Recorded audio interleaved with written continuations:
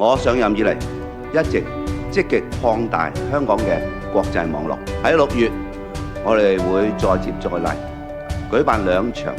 第一次喺香港舉行嘅重要國際會議。第一場係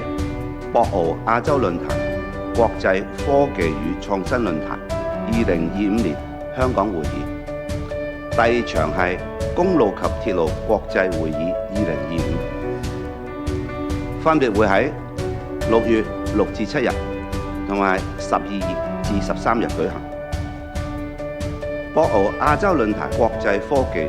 與創新論壇將吸引超過800名來自全球嘅頂尖專家學者、政經領袖，並且會邀請多位重量級嘅演講嘉賓，包括前國家領導人、國際組織高級代表、知名嘅科學家等等，將進一步提升香港喺科技創新嘅世界競爭力同埋影響力。